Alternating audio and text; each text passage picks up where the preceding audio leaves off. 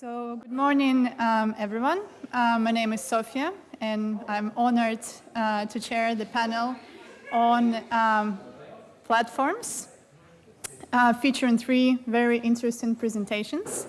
And I also need to note that we have a change in the program. So instead of a paper of Essen and Ashwin on Gap, we'll have a presentation from Stephen Harrington on mainstream actors in disinformation.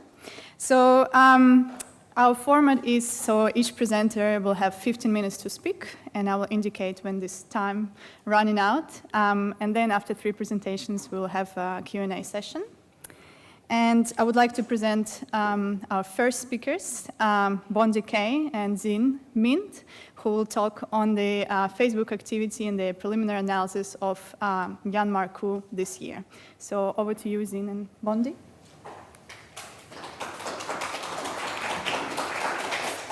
Thank you, Sophia.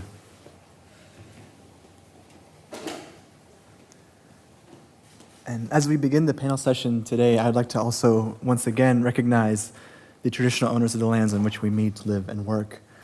For 65,000 years, this land has been home to the longest and continuous thriving culture on Earth. And we recognize that this land was never sold nor bought, meaning sovereignty was never ceded. We meet today on stolen land, those of us here in person. We pay respects to the elders, past, present, and emerging, and recognize the important role Aboriginal and Torres Strait Islander folks play within the QUT community. And for our presentation, we would also like to acknowledge the millions of people living in Myanmar whose lands and autonomy are currently under threat. As we begin, I ask that we all take a moment to reflect on the ongoing struggles of decolonization that are taking place around the world.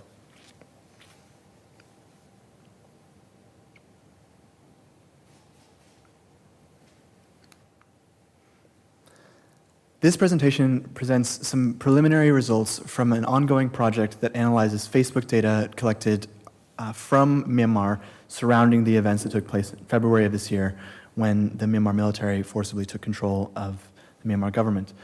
In addition to presenting some of our initial preliminary analyses, we're also going to be presenting some of the challenges that we've encountered as we've gone through this research that is we hope to overcome as we carry this forward. So this project is being led by Myint, my colleague Myint, myself, Bondy, Kaye, and also Axel Bruns and Angus.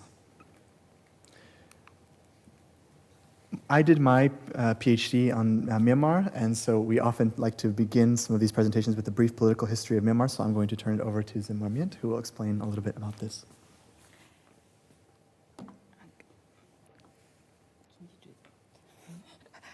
I just want to give you a brief political a background of where I am, Myanmar.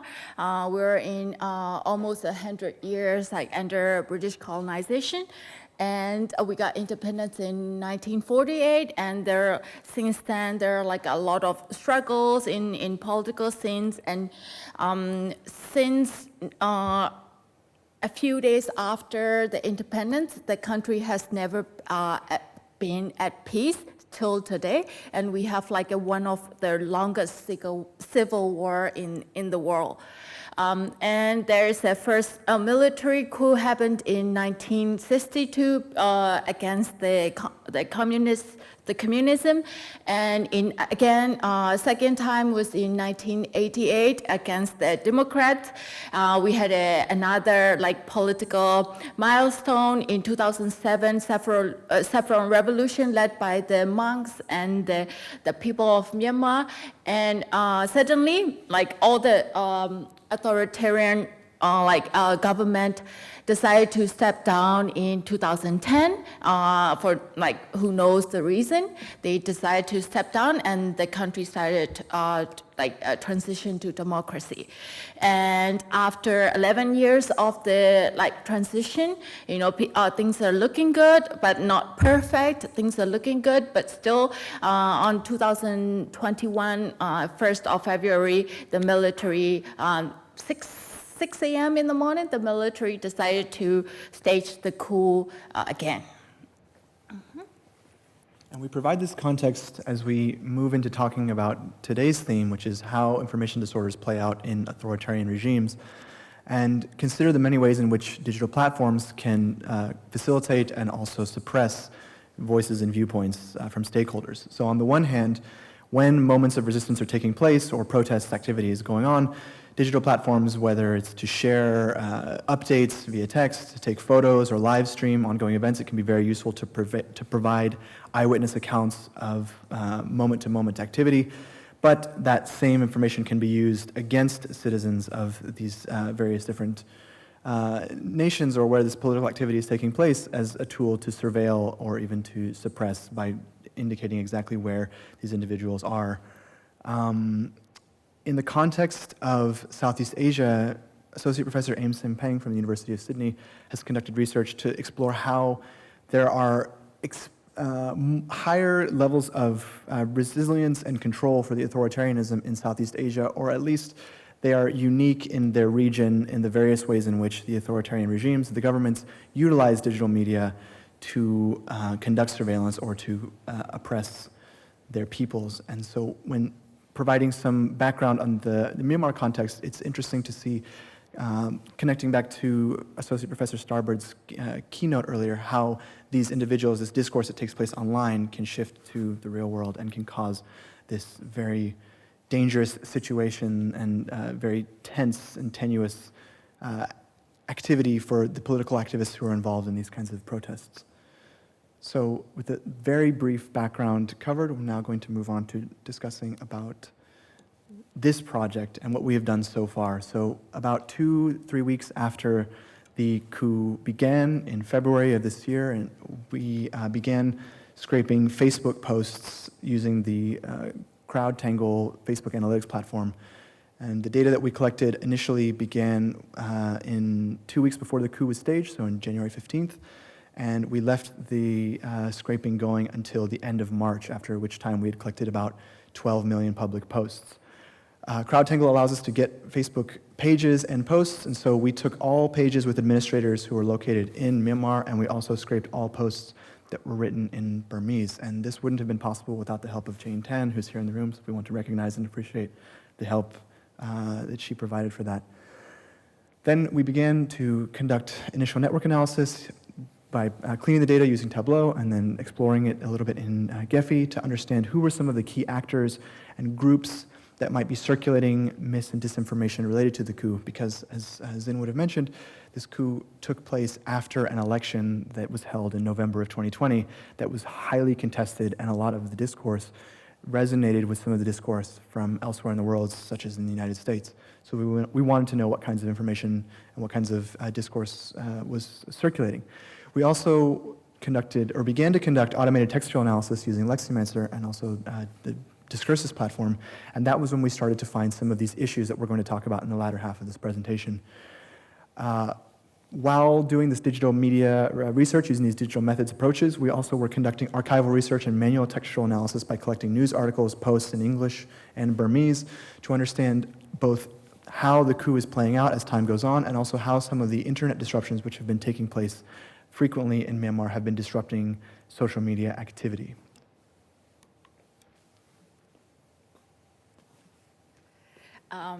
Just a brief overview of the coup. I'm not gonna go into that, details into that. First, on 1st of February, the coup, they staged the coup, and the public was very upset, and it eventually it escalated to one of the biggest nationwide protests in history of Myanmar, and then at first the military they didn't respond it with violence.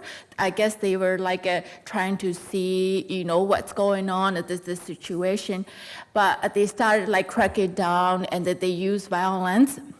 And at this stage, I will just the situation back home. It just where I'm where my place is, where my parents live. They have gunshots and bombing every day.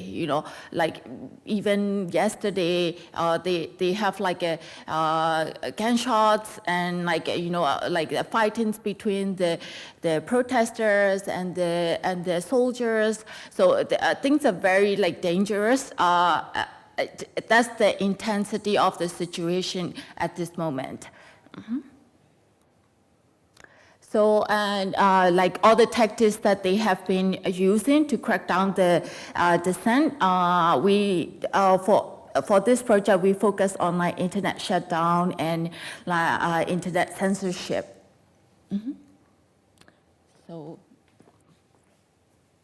So what we had mapped out through our analysis of news articles and looking at data blocks information on Twitter to describe the kinds of internet disruptions that were taking place, you can see just, does this have a little pointer on it? Maybe? No.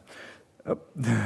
So we had, towards the beginning of the coup, within the first week on February 9th, there was a complete internet blackout that took connectivity down to below less than 10% of the normal connectivity, and then in middle of March, the mobile internet was, shut down, so only fixed line connections were usable to access the internet.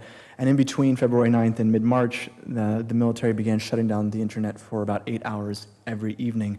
And so you would see in the data that we were able to collect from Facebook that we are observing these same kinds of spikes, just as a very broad overview of the kinds of impacts that these shutdowns were having. And then the more granular, detailed analyses and investigations that we wanted to conduct have been challenging and have been stalled because of some of what we're going to discuss right now, which are... Something like this, like collecting huge, data from Facebook and looking at how the narratives around it, no one has ever done it. And there are a lot of reasons why nobody has done it, because there are a lot of challenges. The first challenges we've encountered is the Unicode, the code problem. Myanmar language is one of the most difficult language in the world, and it has it's not like Chinese or any other languages. And like during the authoritarian rule for 50 years, people have developed their own way of like it's code because we didn't have like interaction with Google or from the Western world, so we didn't use like Unicode, the standard font.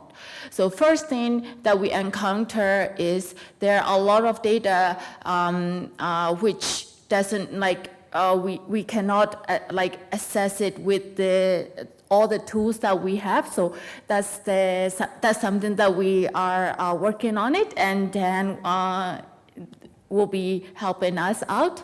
Yeah, so before we even start, we don't even have a proper research questions or research inquiry. But to even look at the data, that's one of the challenges that we have.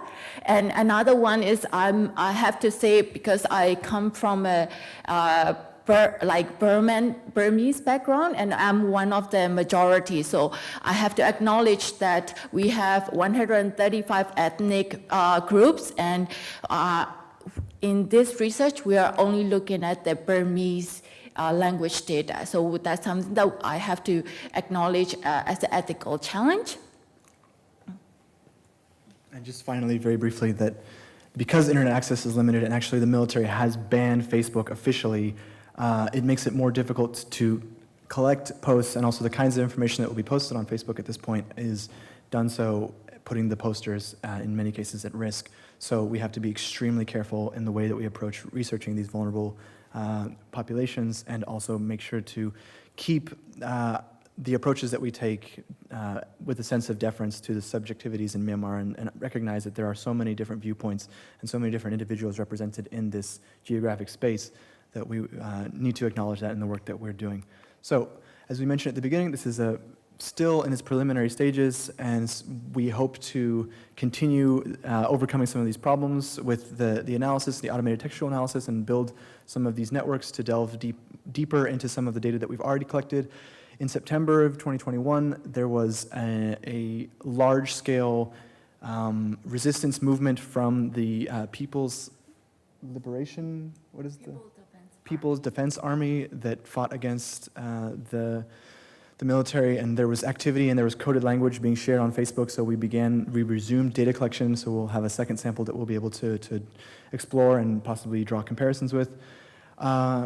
Something else that is important, I guess, in doing this kind of work and making these kinds of presentations and having these opportunities to speak in front of people, we also want to recognize that there are opportunities for others to get involved, to help by donating or just by following what is going on in Myanmar and being aware of the struggle and the situation. And so there are domestic organizations here in Australia that you can donate to or get involved with, and you're welcome to speak to us about this after the presentation.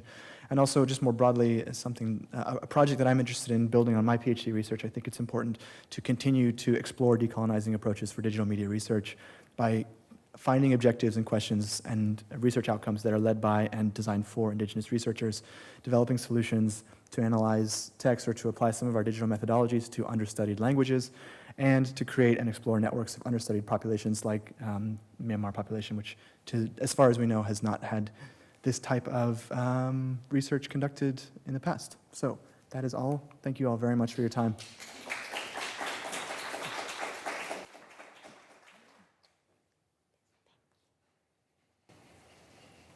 Thank you to Zin and Bondy for such an insightful presentation. And we are now with Stephen Harrington, who will talk about mainstream disinformation and mainstream media and politicians, as opposed to platforms approach, as we heard now. Over to you. Cool. Yeah. Cool. Thanks for that. So I want to start out by saying thank you to Ehsan and Ashwin for allowing me to do a bit of a swap. Unfortunately, there's somewhere I need to be this afternoon right at 2 o'clock. And so I apologise for the fact that this then doesn't quite fit in with the rest of the session, but so we go along. I should point out as well that this paper in a way is actually a case of me trying to think through a lot of these really big questions and these really big issues, and I think Kate did a really fantastic job in her presentation earlier of talking through a whole bunch of those. So I may come across a little bit as firing a whole bunch of different ideas at you in rapid succession, but we'll see how we go. I actually want to start with this quote from Dana Boyd, and this is from her blog from a few years ago. And she says, "We've built an information ecosystem where information can fly through social networks, both technical and personal. Folks keep looking to the architects of technical networks to solve the problem. I'm confident that these companies can do a lot to curb some of the groups who have capitalized on what's happening to seek financial gain. But the battles over ideology and attention are going to be far trickier. What's at stake isn't fake news. What's at stake is the increasing capacity of those committed to a form of isolationist and hate-driven tribalism that has been around for a very long time. They have evolved with the information landscape, becoming sophisticated in leveraging whatever tools are available to achieve power, status, and attention." And I've italicized a number of the words in there because the thing that I'm really interested in here is the people and the purpose of why we have these kind of information disorders, not just the technical structures that spread and amplify it. So who is the they that is being talked about here? And I want to, for those of you in the room who aren't familiar with me, I'm a researcher who has long been interested in the intersection of journalism, popular culture, and politics.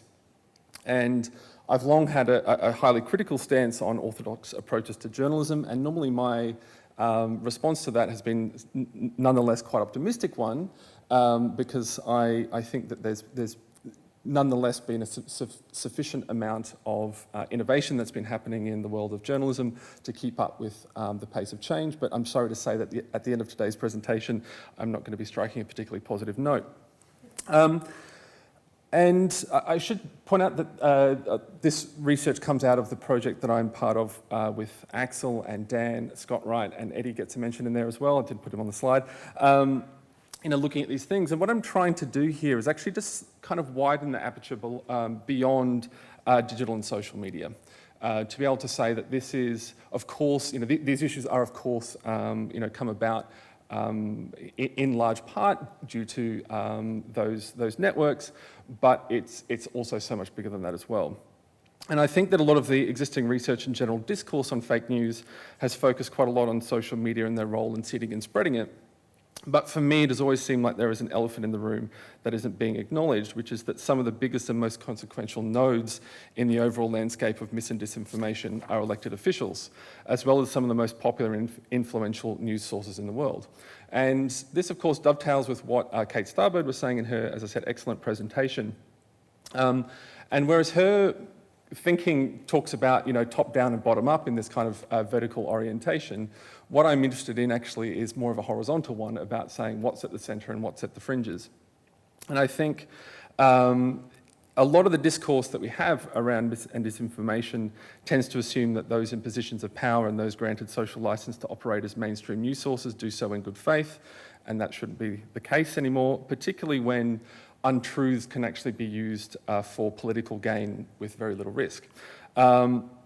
And it also seems to me that a lot of the discourse is that normal politics at the centre is kind of running okay until it's interrupted by disinformation which strays into the mainstream. But I don't think that is the case. I actually think that mis and disinformation is soaked right through the middle of our political system. I want to note as well that this builds on work sort of that has been done in different ways, or has touched on the problem in a whole range of different ways. The tendency for news media to accidentally amplify fringe content or disinformation. Some of my own work that's looked at the way that politicians can strategically use or abuse the limitations of conventional journalism and public attention, or lack of public attention. Again, Kate Starbird's work on the participatory interplays here. There's a fantastic paper that I really enjoyed, which is from Ivor Gaber and Caroline Fisher. That actually should be 2021. I don't know why that says 2018. And also the work of Sylvia Weisbord as well, who's talked about the fact that we often assume that the best response to the disinformation environment is just to have more good information, and he says that basically that's way too simplistic. I've also put at the end here human psychology, and I know that we as largely humanities scholars don't like talking about human psychology very much, but I've been growing increasingly interested in a range of the kind of cognitive biases that make a lot of this possible, and I think confirmation bias is a really obvious one of those, and the tendency for people to go and look for information which confirms what they already think or what they already hope to be true. Again, some great cases of that shown this morning. Moral licensing, basically saying that it's okay to spread disinformation or behave immorally because ultimately you're on the side of good. But there's also something that's been particularly interesting for me is the idea of commitment bias, or sometimes known as escalation bias. And to put it very simply, this is where people think it's better to be consistently wrong than to be a flip-flopper. And I think that really applies to a lot of what we're seeing now, for example, around people who've been opposed to mask wearing or vaccinations, for example, with the COVID-19 pandemic. Once you've invested all that time and energy into telling people that they don't work or that they're dangerous for you, then admitting that you were wrong also requires you to admit that you actually put people in serious physical danger, right? So it's better to just kind of basically keep on digging rather than to admit that rather uncomfortable truth. And I think that that also really strongly applies as well, and I won't go into the detail, but the QAnon conspiracy, right? Which is that it's much easier to believe that Donald Trump actually is this really powerful, awesome guy who's fighting a cabal of sadistic pedophiles than it is just to say you got duped by a con man, right? So, as I said, what I'm really interested in, and this is my component in the project, is the political, as per the title of my paper, the political origins, but also the political pathways of fake news. How does disinformation move through the mainstream public sphere? And I think that and part of my mission here is also to be able to develop a kind of shared language of how that happens and how it's deployed strategically. Because we might think of, for example, a term like a Dorothy Dixer. Australians in the room would probably know what I'm talking about. That is, an example of political strategy that there is a term for that, journalists and other people are able to identify through the use of that term and call it out. I don't think the same thing goes with basically the spread of disinformation and how it's used strategically. Okay, this is a really interesting thing for me, right? Because I think it's very, very easy to forget just how big a problem political lies are. It's kind of remarkable to me that we just kind of bake this into our analysis, that we just assume that politicians are essentially going to be lying to us. In the last week alone, since I sent my slides, there have just been so many examples that I could have drawn on. One of them, of course, being Scott Morrison, who drew a lot of attention because he was talking about Labor's policy regarding electric vehicles at the last election. And then his biggest lie of all, which is when he said that he hadn't told a lie in public life. And I wonder, in fact, if so much of our, as I said, our discourse around disinformation, it's a lot. We treat this issue as sort of so big to be able to deal with, we just don't deal with it at all. And I think, excuse me, and I think it's actually a lot easier to point to, for example, a policy change at Facebook, because that's something that we could, bite off and chew. And I want to talk about a few different kinds of lie. Excuse me. So one is creating a new reality. So, and a really great example of this is Donald Trump. So by the end of his term, Donald Trump, according to the Washington Post, had told 30,573 lies in total. Looking at the fact that there are, lots of different ways in which political lies are, occur strategically.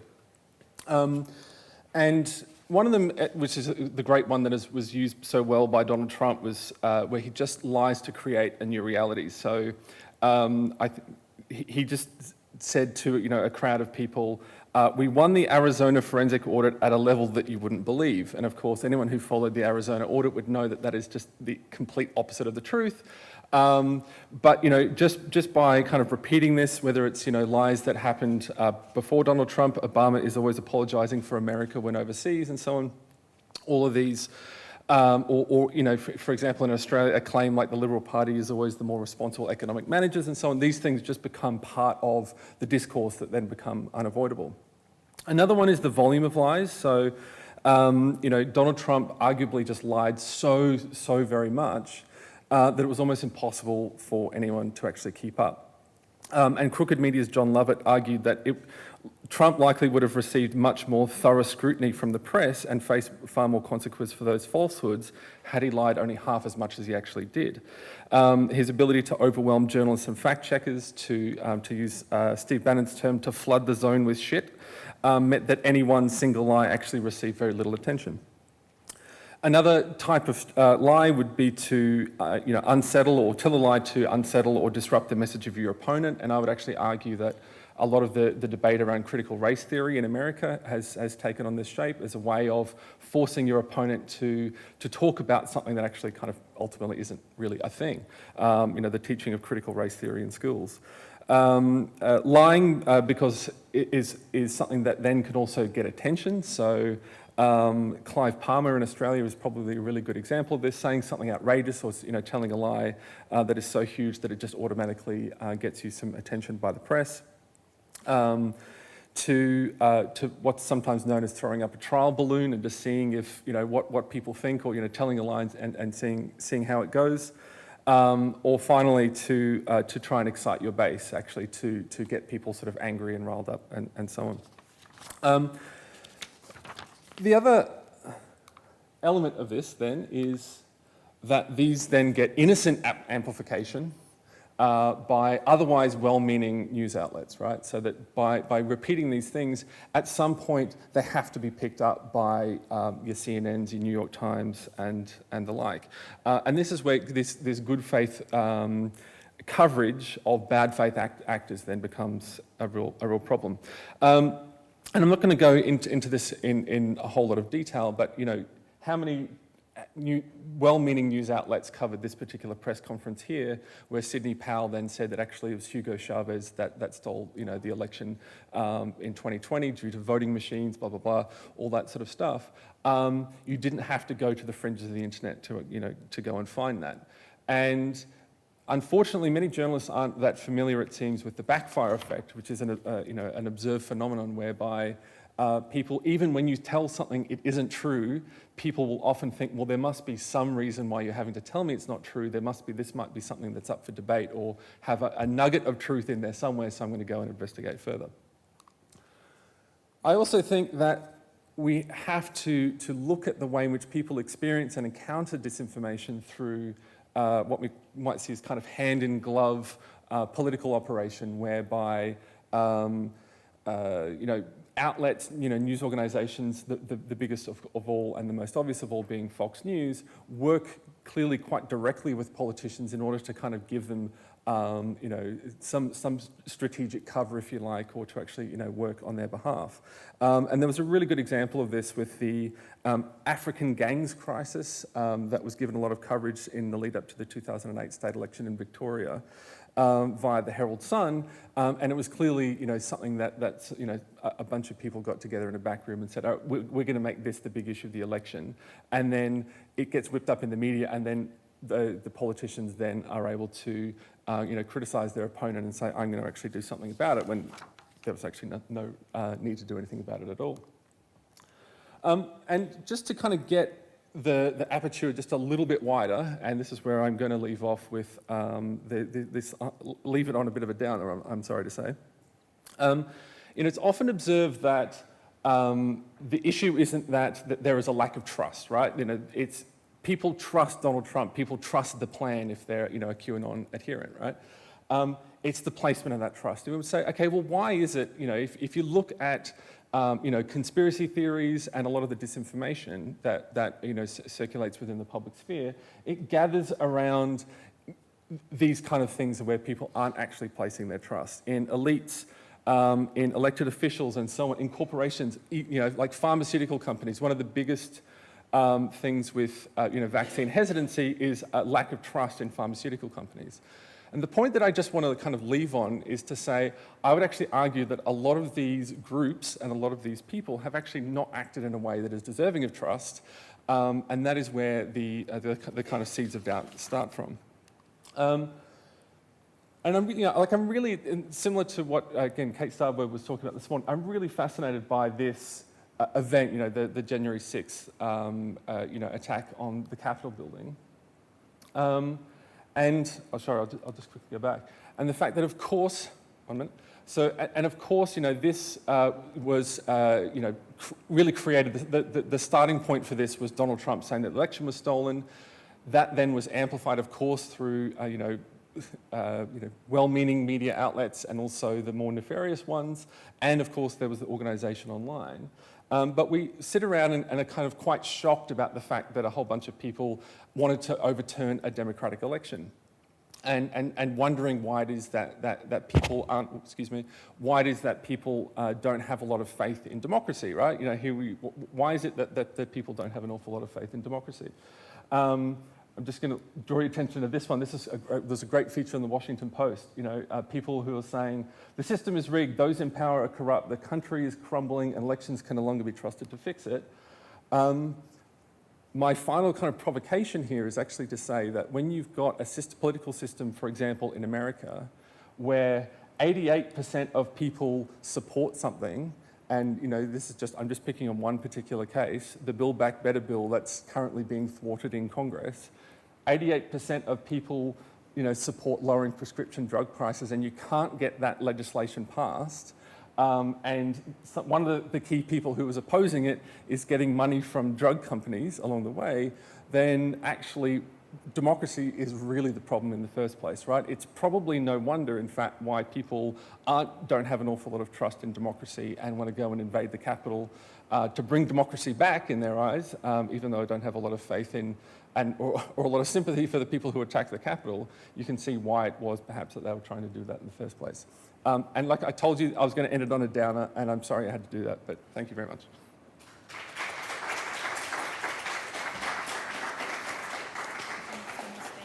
Yeah, that's fine. Our next speaker is Troynar, who is on Zoom, and he will be able now to share his presentation, I think. I will try. Can you hear me already? Yeah, we can hear you. So Luke will talk on meme subcultures and ideological disorders. Over to you, Luke. Thank you so much. Just share my screen and double check that that is visible for everyone. Just give me a note if it's not. I'm Luke Troynar. I'm a PhD candidate with the DMRC. I'm currently around the halfway mark of my candidature, supervised by a wonderful team who you can see here in the right-hand corner. I'm zooming in from Berlin tonight, and it's around 2 a.m. here at the moment, so just bear with me as my brain begins to unravel. Today I'll be talking about what are known as Dank meme subcultures on Reddit in relation to information disorders via the concept of social harms. So in recent times, concerns have been voiced in both academic research and public discourse about the social impact of memes, and meanwhile platforms are increasingly being held accountable for their role in the spread of content through the public sphere today. And it's no longer possible really to downplay the importance of memes and meme culture, including subcultural content, which so often seeps through to the mainstream. So in my research, I'm looking at two subreddits in particular and analyzing a collection of the most resonant memes of both in an effort to understand how these two apparently politically contrasting subcultures cultivate social imaginaries using ambivalent or dank memes, which is concepts that I will come back to a little bit later. So my research is sort of a loose fit to the theme today, in the sense that I'm understanding information and ideology as interconnected and increasingly symbiotic in the digital era. Now, of course, certain philosophical schools of thought would argue that the two are inextricably linked on a fundamental level, in that facts provided or learned about something or someone, that is information at its most basic definition, amount to social truths once they receive enough exposure and gain enough prevalence in popular culture. And belief systems held by particular groups, that is ideology at its most basic understanding, can also amount to socially accepted truths. And as has been seen time and again throughout history, the latter type of social truth can appear to carry as much veracity and wield as much power in the so-called real world as we know it and we live it, and the former than the former. So opening up a thorny can of worms around the relevance of the distinction between the two altogether. So this is obviously not the place to plumb the depths of this can of worms, but the important takeaway here is that ever since the advent of postmodernism, it's a commonplace that information and ideology do share at least an interconnected relationship, and a complex one in the construction of our social realities. And second, that our global media ecology today, in particular the digital media environment, comes with a number of affordances that can function as gasoline on the fire of this already complex relationship. So what do I mean by this? Well, platforms and online spaces are open access. They're often anonymous, they're fragmented, ephemeral, they're dictated by neoliberal capitalist imperatives and operate within an attention economy. And so it's easy to see how all these elements together have the potential to exacerbate the blurring of facts and opinions and beliefs. That is to dissolve the arguable distinction between information and ideology even further. And there are few digital modes of communication today that have as pervasive an impact on the opinions and beliefs of groups in online spaces as do internet memes currently. As the scholarship on memes shows, they hold the potential to articulate identities for underrepresented groups and to subvert the hegemony of traditional media. But on the other side of the coin, internet users also often get away with harassment by creating memes that veil antagonism and hate with mimetic ambivalence that's not officially considered hate speech by social media platforms. So this threatens and has the potential to silence marginalized groups in online spaces and to, in fact, entrench social inequalities further. So one prevailing subset of meme culture that is especially tied in with this problem of ambivalence is memetic dankness. So dank memes, first coined on Chan boards and Reddit, have been around for many years now, and there are certainly edgier meme communities who would consider dankness itself passé. Nevertheless, dank meme subcultures continue not only to exist, but to churn out a substantial amount of subcultural memes on a daily basis. Before getting to these communities, I just want to quickly talk about the way dankness is defined online. Bear in mind, this is the way dank subcultures and the internet itself sees dankness. This is not my cultural reading of it. With that note, dank memes are a phenomenon connoting irony, irreverence, brazen humor, and idiosyncratic playfulness with meaning. So these are modes that can lead to a high level of ambivalence, of textual ambivalence. Dank meme subcultures today tend to live on Reddit. And as scholars have noted, the Reddit community as a whole has been loosely noted to be bounded by self-referentiality, sarcasm as pseudo-argument, and subversive play, including satire and parody. But dank meme subreddits are smaller and tighter collectives within the broader Reddit community that tend to show more pronounced cultural boundedness and nebulous othering that's typical of a subculture.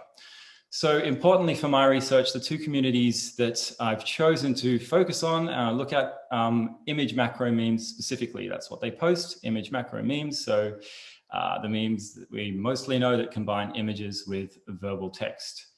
I've also chosen these two in particular among other dank meme subreddits because they have social imaginaries that are built around two contrasting concepts of dankness. So Dank Left is supposedly a progressive meme collective that identifies itself as a socialist community and warns against memeing for right-wing politics. Meanwhile, although Memes of the Dank does not claim to belong to any political leaning, it includes certain signifiers and community rules, which you can see here, which indicate the community can be understood as divergent from Dank Left. Dank Left, in fact, appears to consider itself as an antidote for communities like Memes of the Dank. For example, the very first rule of participation outlined on the page, that is no neo-Nazis, no fascists, etc., is summarized as simply no frogs. This is a reference, of course, to Pepe the Frog, a notorious meme character who was co-opted by alt-right and far-right white supremacist groups as a hate symbol and whose face is amalgamated in the logo of Memes of the Dank. So if Dank Left uses being anti-Pepe as a means of identifying its particular brand of left-leaning dankness, then Memes of the Dank's allegiance to dankness above all else, including the taboo use of Pepe's face in its logo, despite the humanoid's problematic history, is a telling means of identification. Of course, Pepe is by now a highly complex signifier that's arguably been reclaimed by progressive groups to some degree later on. So this does not mean that members of Memes of the Dank subscribe to far-right or reactionary political views. However, the community's flaunting of Pepe as a subcultural identifier is at the very least ambiguous. Now, I'll circle back around to the comparison of these two cases briefly at the end, but in the remaining time, I want to focus on Memes of the Dank. So dank meme subcultures on Reddit tend to cultivate social imaginaries that position themselves as oppositional to some kind of other, a mainstream usually, or normie culture as dank memes call it. So what's interesting about Memes of the Dank as a case study is that its community standards have become increasingly less explicit since I began my research, making the community more dependent on content creation on the memes as a form of implicit subcultural boundary policing. So this is the landing page and how it looked when I first started researching it earlier this year. It had a proper about section, that is dank memes for people who do not have enough karma, which is subcultural clout in Reddit vernacular. It had a mini manifesto about the rules of being dank and not being a normie. And then at some point this year, the page has been updated by the mods to look like this. So you can see the landing page is much more sparse in terms of community standards. There's no longer an intro in the about section except for LMAO. And the long spiels about normies have been cut right back. And also the mods have become hidden. Now, very interestingly, just as I was preparing for this presentation, another significant change occurred. The subreddit apparently got listed as an adult content site on Reddit. This is an entirely new development for me, which I didn't see coming, but In the very least, it vindicates the importance of the research, if not starts to sort of confirm some of my hypotheses or hunches that I've had developing over the last 6 months. In any case, it certainly shows that platforms and society as a whole are taking these types of memes and subcultures very, very seriously, and also how critical it is for us to have a rich understanding of their position in our cultural ecosystem as it stands. Thankfully, I'll have a good bunch of data collected from the subreddit from both before and after this change. But the difficult thing about ambiguous case studies like memes of the Dank is that they may provide outlets for catharsis through creativity, social bonding through humor, and the opportunity to speak truth to power in polyvocal forums online. However, these communities may start to chase the lulz, as they call it, with their memes for the sake of dankness or subcultural clout, to the point where it becomes questionable what sort of ideological output is coming about from this. So the question that I posed there with the title is how dank is too dank, and how can we best navigate ambivalent memes, that is, cultural texts that often destabilize fixed meanings.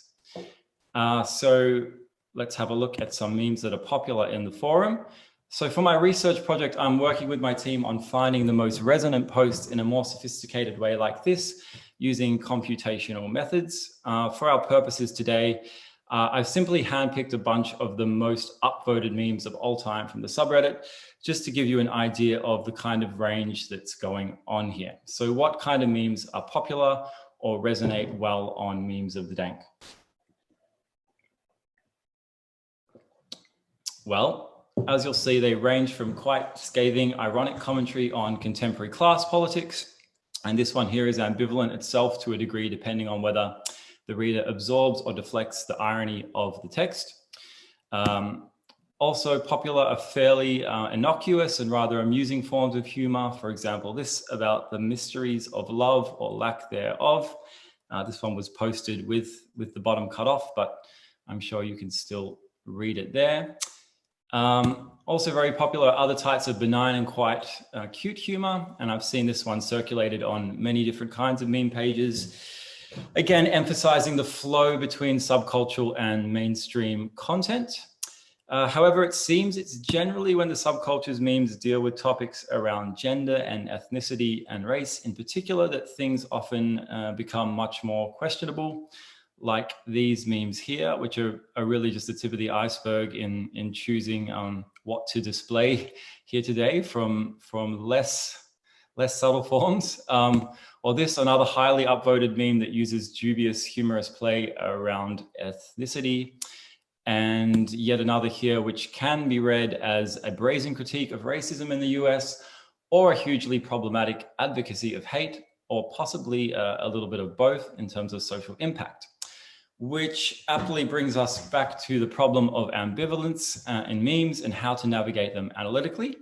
And also how to understand the ambiguous combination of all these different types of subcultural memes together as the sum of their parts. That is, as a type of ideology born of a certain social imaginary that's developed in these online forums and spaces. Which brings us to the question of whether subcultures like memes of the Dank perhaps can or should be understood as a kind of ideological disorder, in the way that their memes are used as an everyday discursive practice that possibly helps construct problematic social truths that can potentially cause great social harms, regardless of intention, or if it's supposed to be just a bit of silly fun. So what I'm looking at now, or working on now, is an analytical framework that's tailored specifically to the problem of ambivalent memes. I'll just pause for some water to let you absorb that. So I'm adapting a method of textual analysis called Pragma Semiotics by synthesizing it with ideas from critical humor studies and standpoint theory, especially regarding the idea of social harms.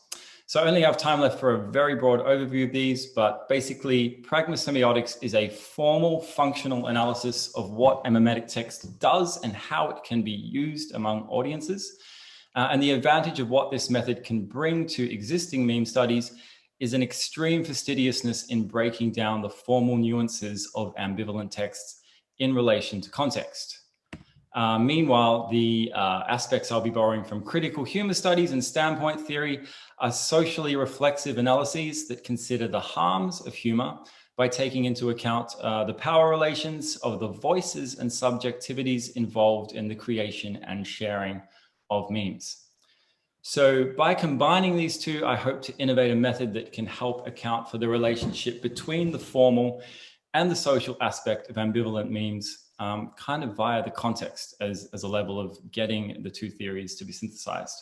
I should note that the idea of this synthesis has come about from work I've been doing on a paper together with Ariadna and Louisa from the DMRC, looking at harmful humor and how platforms can best moderate this in a socially responsible way, a paper that's currently under review. And I should also mention that I essentially piggybacked onto that project in the latter half after Ari and Louisa had done huge amounts of groundwork developing it. But the concepts we've worked on are proving to be hugely relevant to my own research and the content of my case studies, as you can see. The other next step that is happening right now, I guess I should really mention it's quite clearly a work in progress. I mean, it's halfway through the PhD project, but things are moving along, and I'm now collating data sets from my case studies so that I can carry out a comparative analysis of the most resonant memes in both memes of the Dank and Dank left in an effort to try to understand how these apparently different types of dankness are cultivated and used, and to what end. So the key remaining challenges are making my synthesis of these frameworks operational as a type of analysis, also addressing the complexities of notions of harm a bit deeper, and addressing problems around defining resonance itself in online spaces to collect data sets for analysis that accurately represent this, which is where Dan Angus' computational methods become really helpful and important. There are, of course, other challenges remaining, but these are what I see as the key building blocks to getting an interesting and at least somewhat scalable piece of research out of this project as we move towards better understanding dank meme communities, ambivalent memes, and ambiguous meme subcultures, and ambiguous types of ideological output that are out there in the cultural ecosystem more generally. So that's about it. Thank you so much for taking the time to listen. A big thank you to my supervisory team that's got me to this point so far. And of course, I will try to stay up and be around for any questions in the Q&A. Thanks a lot.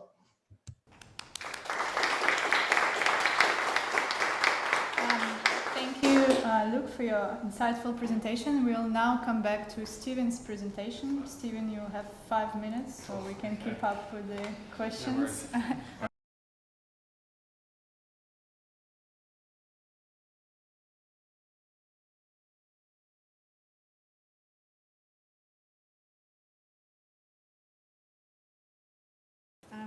Can I invite Zin, Bondy?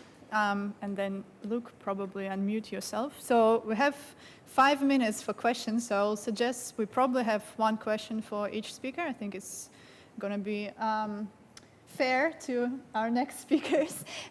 So do we have questions from Zoom or audience? Yeah. So I've got a question for Zin and Bondy and team from Katerina Kazienko.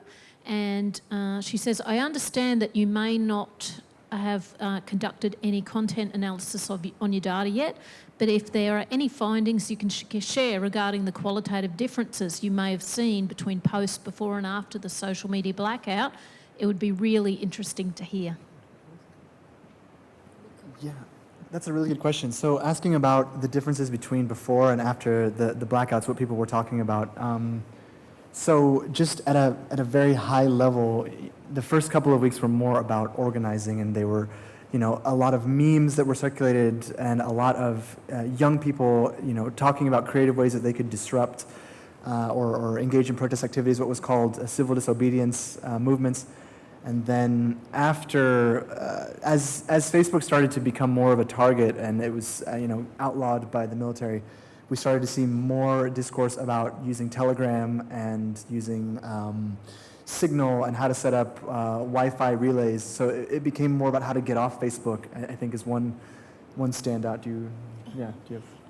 One of the things is that a lot of pages, they're active, during the first or 2 weeks. Probably the owner of the pages got arrested or something like that, and then the activity stopped. So there's like like pages being shut down and the new pages coming up, but they gain a lot of interest and likes and shares from the Facebook community. So that's something that we're really interested in, because what's going on Facebook, the activities relates to what's going on in the background. So that's why we're like really interested in at this moment. All right. Do you have a question for Stephen? If not, I might ask. Stephen, you were on the panel of the report on Australian disinformation that we made recently. And we explored Australian mainstream media and their risks to disinformation. So as you talk on mainstream media and the politicians as the main actors who are spreading also disinformation, along with social media platforms who are amplifying it. But we actually found in Australia the risks were really low. Which is kind of, the methodology can be questioned as well, but where do you think the core problem is if, for example, Canada as well was also ranked as like low risk to mis and disinformation in mainstream media? So where do you think the kind of core factors which are driving this kind of spread of disinformation lie? Just to clarify, are you referring specifically to like Australian media outlets, or just where the issue is? Australia, maybe in general. Okay, yeah. Look, I think it's a really good question. I think that there's, and I think this is kind of a methodological question. I think that in looking at that report, that showed, I guess, measures of more transparency, I think, in some of those outlets. But I think that the intent is probably something that was perhaps missed. But I actually think that, like I said, in the same goes with the American case as within Australia. Same goes in Australia as with the American cases that I was showing before. A lot of journalists are very, innocently and with completely reasonable intent going to Scott Morrison's press conference or whatever it might be, and hear him just tell something that is an outright lie. And I think that the problem then is how to actually respond to that, right? So, unfortunately, like the issue, the idea of shame and that telling a lie in public would actually bring shame upon you just doesn't seem to be the case for a lot of people anymore. So that's kind of out of the way. And I think this is the big challenge: is how do you actually if not create a sense of shame for people who are trying or peddling obvious falsehoods in public life, how do you actually find some other mechanism or some way of drawing attention to that? And I think that the big issue at the moment around the world is how do you do that in a way that then doesn't just look like you are being biased as a journalist and seem like a legitimate critique. I think there are ways and there are models kind of that are out there in the world, but as I said at the start of my presentation, journalists just aren't kind of catching up fast enough to the changes in how politics is done and the fact that lies are just now so central to political strategy. Thank you, Stephen. Do you have a question for Luke? I guess the one from me is, you talk a lot about meme cultures and subcultures as well. You also showed us a really kind of detailed view on Reddit and how they were used, but can you maybe unpack more on the role of Reddit to in hosting, for example, these subcultures, or like helping these subcultures, I don't know, to be seen or amplified? So what do you think, what role Reddit is playing in all of that, maybe as opposed to other platforms? That's a very good question. Thank you for that. It's definitely on the periphery of where my research has been so far, but it's probably relevant to the trajectory of where it's heading, I'd say, because initially my research project was much more focused on kind of an in-depth analysis of the content of memes themselves. But as it's progressing, the relevance of the question you just asked is becoming more and more important, I think. And it's something that I need to look into further, but I think as is evidenced by the fact that this one subculture in particular, memes of the Dank, which was just kind of floating around there since 2016, I believe, with a really high level of memes being produced on a daily basis without it didn't seem much kind of moderation or attention from Reddit to the fact that a lot of it may be problematic, I think is an indication of where Reddit as a platform was at before to where the direction it's going in now. To clarify that a little bit, for instance, it obviously hadn't grabbed the attention of content moderation or platform governance, basically around the time that I found the subreddit, because it was left untouched. Although my own kind of just general initial scan or cultural reading of it was that amongst a bunch of really silly memes was a lot of pretty clearly problematic content, pretty dubious content. So to come back to your question, I think Reddit's role in this has to be more significant than it has been so far. And I believe it is becoming more significant, and we can see that in the way that has suddenly been labeled as adult content. And one thing I ran out of time to note in that presentation is that since that adult content labeling has come on, it seems to have cut the amount of memes that are being circulated there daily, because I've been doing data collection twice per week. And so with the software that I use via Angus, I run the software and it takes a little time to collect all the data. And I noticed the first day that I logged into Memes of the Dank, and suddenly it asked me if I was over 18 and I had to enter. Since I was doing my data collections, it's taking like a millisecond to scrape the memes instead of a good 10 seconds, which is showing you how much that's cutting back the content. And I guess the point I'm trying to make is that those leeways that they're making into that as a platform do obviously make a difference, and a substantial difference. And it's something that obviously needs to continue and be implemented further. But as for my own knowledge on it and how it relates to my project, that's something that needs more development and evolution, if that answers your question. Yep, of course. Thank you so much. Thank you to all the panelists. Maybe applause to all of them.